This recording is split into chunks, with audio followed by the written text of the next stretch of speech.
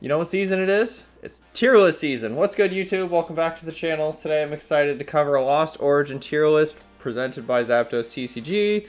Awesome guy. We're just going to take a look at the list, give some thoughts, and then in a couple months we're going to see how right or wrong it was. So with that said, if you enjoy the content, hit the like button, subscribe to the channel if you haven't already done so. We're trying to hit 1,000 subs by the end of the year. And drop a comment below if I put one of your favorite decks or I put a deck you don't like too high or too low. And with that said, let's dive right in. So we're going to go as they come. So we're going to take a look at Aerodactyl. So I think it's tier 2 because it has the option to use Mirage Gate, and it's a fighting type attacker. So you've got Grant, you've got Choice Belt, you've got that ability that's essentially a Path to the Peak as long as it's in play. So I do like that in some sense. It's just what you're going to partner with that kind of keeps it no higher than tier 2. So, Aggron, it was a strong contender. I'm going to put it 1.5 because it does hit relevant numbers, and Arceus is just so consistent. So, depending on where the meta swings, you know what? Yeah, I will put him up there because Aggron just has the potential. So, I'm excited for this card. I don't think it'll be good, but, you know, never hurts to keep looking. I don't think Arceus Radiant Charizard is going to be as good as it was, because if people play Lost City, which just puts Pokemon in the Lost Zone when they get knocked out, Radiant Zard is gone, and then all of a sudden it's an Arceus deck with no tricks. Arcanteleon doesn't hit very hard, so I'll put a couple. And my one tier is the best in the game, like best decks that you need to be aware of. 1.5 is if the meta goes a certain way, like, you know, these decks will see more play or less play. Tier 2 is, they're kind of in the middle. They're good, but they're not great. They're bad, but they're not horrible. You know what I mean? Like, they're right in the middle there. I'm going to bump Durant up to tier 2 because I think the Fortune Ladies, pop that on the screen, discarding more active discard or mill on top of Devour does seem a little annoying with how many item cards decks play. Not overly convinced. This one here, Arceus Jolteon, again, it's a meta call, so if people are playing the Inteleon engine, it's going to see more play, it's going to be more effective. It could be paired off with, you know, it could be the... so we'll just put that one there. It's a meta call. Dialga, I do think gets better. I'd actually probably put it higher than everything else in the tier. So having Thornton means you don't have to put any liabilities on the board until you're ready, which is very, very good. Yeah, so just Dialga has Thornton, it has a couple other cards. You can even run the Mirage Gate depending on. So I just think Dialga is going to really take advantage of the way the game is shifting. No, Paul Canteleon is just much, much better. So that's our clear, definitive, you know, it's the big boy on campus. So you have to be aware of it. I think we're all aware of it at this point. There's not really much that needs to be said. I don't think Palkia gets any worse. It gets a couple nice techs that you can pull out of Lost Origin, but essentially it's going to remain intact. Darkrai is more memey. It's not bad. It's just more memey. Don't play Whimsicott. There's not enough special energy.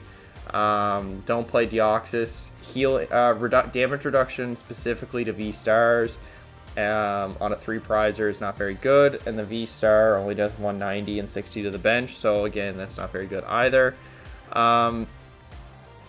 If there was a way to more reliably put energy in your hand, I know Bucket's a thing, but that's only a so-so resource, and Lady's coming back. I don't want to shoot down the new one. We're going to put it there for now. I know everybody's probably put it there, but it is what it is. Malamar can take big KOs, but there's so many 1-prizers that just does it better. Freaking hate this deck. It's so annoying. So I'm going to put it 1.5 because there's so many ways to shut it off. But if people are not playing the counters, it jumps up to 1. If people are playing the counters, it jumps to 2. So Reggie is one of those decks that if people respect it, it's going to do poorly. If people don't respect it, it's going to do well because it has the power, it has the tools, it has all the goodies. My question, don't. It's not bad, just don't. we're going to put you in... I like the idea of throwing Mirage Gate, Blissey, you know, playing the new Fantina in there. So I'm going to be a believer and hold it up in tier 2. I'm going to have to bump this one down to tier 3. There's better basic decks. A Lost City will break this deck. So unless it gets revamped with more tools and more Pokemon to use, one Lost City breaks this deck. I'm going to put this one probably up there as one of our best one-prizers. So I have to see how well it's going to trade. But between the Cramorant, between the new Sableye that lets you put 12 damage counters around, and the Radiant Charizard, with the power of Thornton and the power of Mirage Gate, I really feel like just Mirage Gate plus Comfey plus basic attackers could really tech in weaknesses for everything in the game. And you can just kind of go up there. So I'm putting it as like, it's the best one prize deck. He's dead. Sorry. I hate this deck, but, you know, it's so-so. No, it's a 1.5. So, depending on how the meta goes, it's so-so. Let's see. Tier 3. Inteleon is just caught in the crossfire of everything Palkia likes to do. Jolteon, too frail. Flying Peak. We're going to put you in tier 2, more towards the top. Mew, obviously, still up there. You tech your Drapions, you're good. If not, no. The new Giratina. So there's the one. These are the only 4 I'm gonna see up here. This has the potential to really hit everything and trade as a one prizer. This is the new Beat Stick Gun format that just abuses the Lost Zone. This here is just consistency in purple. And this, of course, here is the bad boy you need to be aware of. He's not going anywhere. He's still good. Very, very consistent until the Inteleon engine leaves. So those are your tier 1, and then the rest of the format is essentially fighting for tier 1.5 because there's nobody else up there. Palk, Intel, or Ice Rider, Palkia. So it's a high rolly kind of deck. It is a high tier 2, so when it rolls well, it does well, but it bricks a lot. So I'm going to put it there. I am a believer of the new Goodra, Fantina, so just decks that heal, decks that exist. Probably have to put Reggie up there too. So decks that heal, just the Lost Zone. It has all the tools it needs to be a nuisance. And then there's Big Parasol in format. I'll have to put that on screen. That just prevents them from using Star Requiem and that BS to get around you. Don't play that. Oh wait, no. I like this one. Bias be damned. I think Urshifu gets a couple new tools and Drapion and Thornton that really push it up there. Like it's up there. You gotta give it a whirl. Tier 3, I haven't seen it in months. Tier 3, I haven't seen it in months. Gengar just gets caught in the fighting weakness, and a lot of decks can tech in a 1 or 2 fighting attacker, so Gengar is not as good as it used to be. You get caught in the crossfire, so a deck that has to wait for your opponent to hit you is not as good as it should be. I think Kyurem, I'm going to rebrand this one as Kyurem Inteleon Rangaroo, and we're going to pop it up in tier 2, probably right about there. Again, it's just like Palkia Intel, or Palkia Ice Rider, except, you know, it has a higher damage cap, so I think that's good. Oh, god damn it, I hate this deck. Please, I'm putting that at the top, don't play. Like, it is fun, but it is not competitive. Don't play it. We're tired of you spamming the ladder with it. Please, stop. Tier 3, still needs some more combo pieces to figure out. Oh god, this one hurts.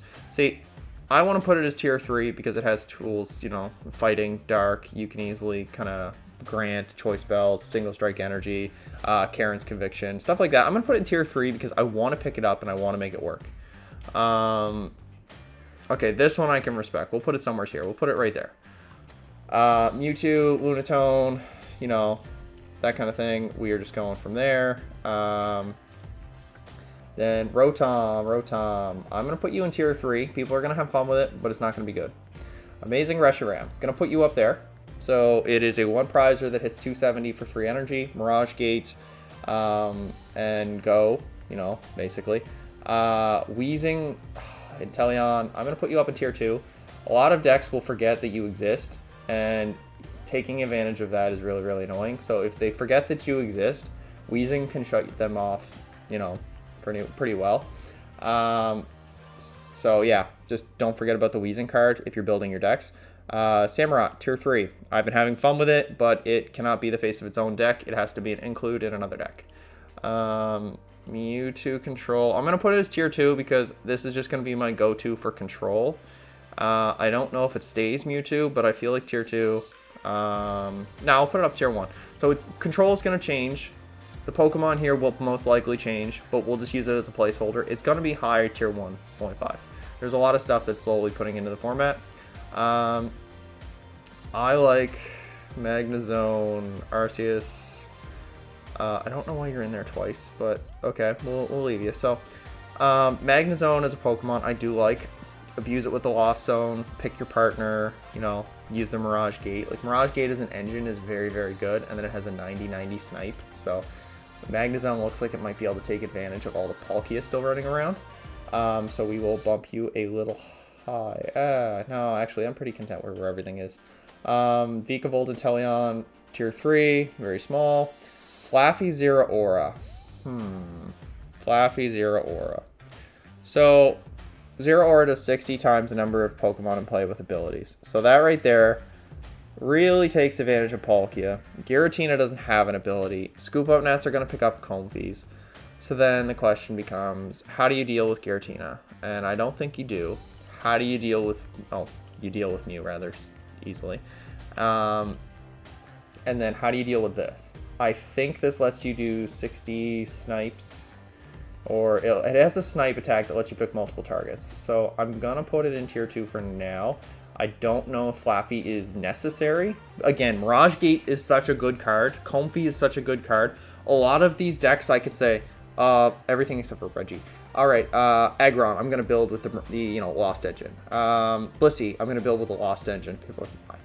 Aerodactyl, I'm going to build with the Lost Engine. Pretty much almost everything in this tier, with the exception of Durant, because it's not needed. I mean, it'd be hilarious to see the Mirage Gate Fantina, so they can't knock out your Durants. But besides the point, tier 2 you can pretty much build with the Lost Engine.